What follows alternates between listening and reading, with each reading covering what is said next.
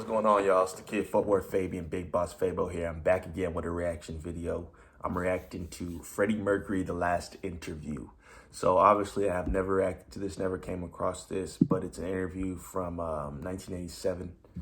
I have been doing some Queen recommendations or Queen content and reactions. So subscribe to the channel, check out my last video. I did Freddie Mercury's last live performance, which was some audio, supposedly of him, at his last performance.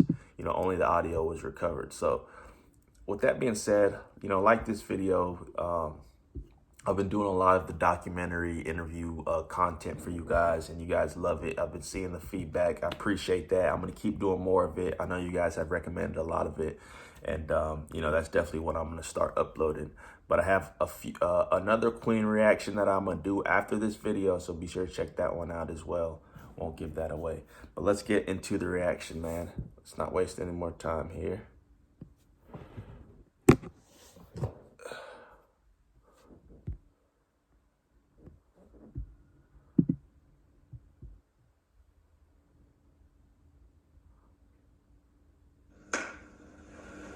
Freddie, in the last couple of weeks and months, you were working on solo stuff. Can you tell us a little bit what kind of things did you do? This last couple of weeks, I have been working with this amazing woman. She's a big operatic star. Her name is Montserrat Caballé. She comes from Barcelona. And she just called up a few weeks ago and said she'd like to sing with me. So, of course, I fell flat on the floor. I thought, my God. But I've loved her, for years. And I think it worked when I went to Barcelona recently. So I did a TV show, and they asked me, and I said, well, she's the best singer in the world. And I'd love to be able to sing with her. So she must have read, well, she must have seen it. And so she called up the office and said she'd like to do things. So, last night, she sang one of my songs at the Royal Opera House. So it's amazing. Now I'm going into opera, forget rock and roll. And I've reacted to one of their performances together. I forget what song it was. That's my memory for you. It's shot. But it's in my Queen reaction playlist. There's a performance they've done at some type of opera house or something like that. Awesome performance, man. And it just shows, obviously, what, we know now. We know, obviously, not now, or I know now because I've been on the Queen train. Obviously, it just speaks volumes to Freddie's, diversity, his just his versatility, you know what I mean? So yeah, I guess this was before he was getting ready to actually start performing with Montserrat. I hope I'm pronouncing that right. But this is the last interview, man. I know he didn't do a lot of interviews anyways. He wasn't a big fan of them, but it's wild. Is this a new experience, an exciting experience? Absolutely. It's such a challenge, actually. It's going to be great because I've never sort of thought of writing songs in that way. Now, she said she wants to do duets with me. I have to sort of think in a totally different way. And actually, I'm sure the opera critics will, slam it and everything. But this is something that it's a good challenge at this time in life, Is it true that you are planning to do a whole album with her? Yes. Well, see, I went and saw her a week ago, and I just thought maybe one song or a duet, and she said things like only one song. Are you sure? You only want to do one song? And I said, well, let's see how we get on. If you like more of my music. And she said, how many songs does a normal rock and roll album have? And I said something like 10. Oh, we'll do 10 songs then. Dang. So so she just said, yes, write 10 songs, like tomorrow. So you have to write songs in Spanish? Yes. Another language? Yeah, things like that. Because, I said, yes, we have to sort of, I said, I'll write the songs, and then you have to come in the studio and sort of try out things. So she said, she looked up her schedule, and she said, well, I have 3 days to spare in May, and that's all. And she thinks she can just come in and do it. And that's the way they work, you see. So she says she thinks in 3 days she'll probably just come in and sing the whole. So I've got to have it all prepared. But I think 3 days is pushing it.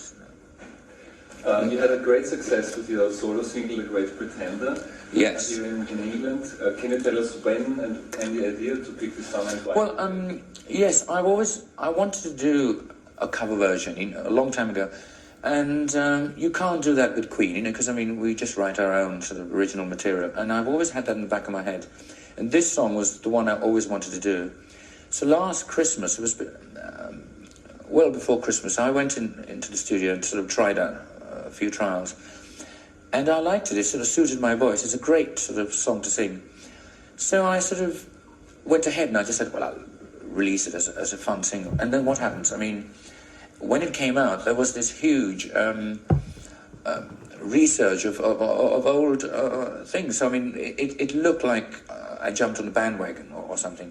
But luckily it came out on the front end as well. But now there's about 15 or 20. And if it came like even 2 weeks later, it would have looked like I ran into the studios to try and do that. But I'm glad it just happened. I think it happened at the right time. Most of the stuff I do is pretending. It's like acting, So you go on stage and I pretend to be a macho man and all that. And then in my videos, you go through all the different characters and then you're pretending anyway. So I think it's a great title for what I do, and it sort of suited to what I was doing. Although the meaning in the song of how it was is all to do with love, that he's pretending about love. But I sort of take it a stage further. I think the way I see it is that I'm pretending, that all this is a pretense, and it's just fun. Maybe do you see the whole rock and roll thing as a game that you play instead of being in your life? Instead of game. Well, I think it is, because when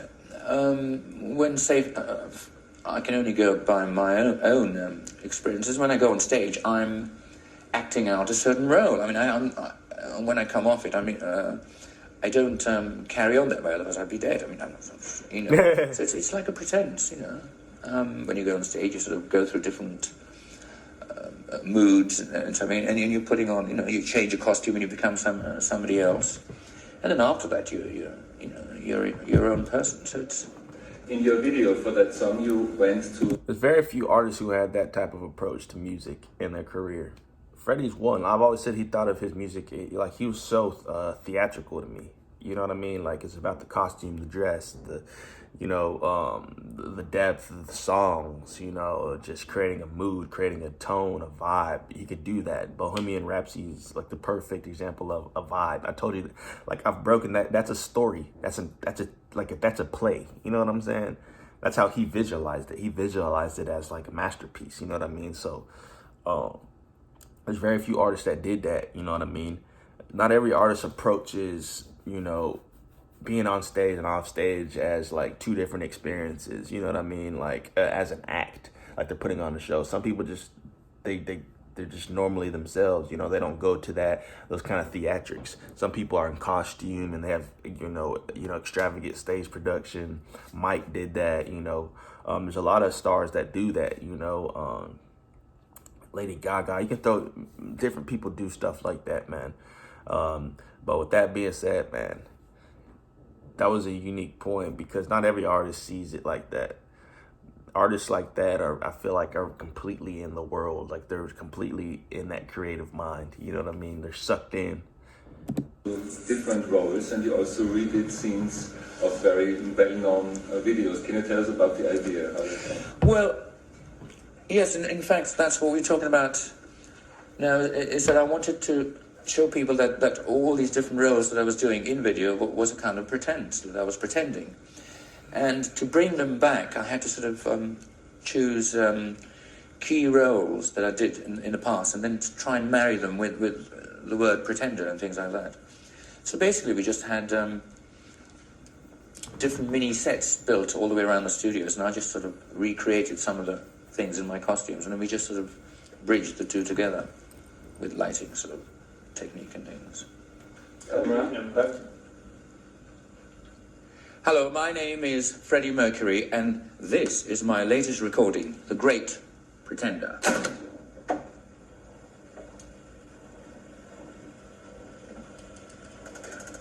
Nice. So that was Freddie Mercury. The last interview. always insightful, always good information. Watch, see Freddie speak and talk about what he's, what he has and what he's doing at the moment. You know what I mean? Still sad at moments though, RP Freddie. So like, comment, subscribe, hit the notification bell. Follow me on Instagram and Twitter at Fort Worth Fabian. We're on the road to 10K, man. Catch you guys in the next video.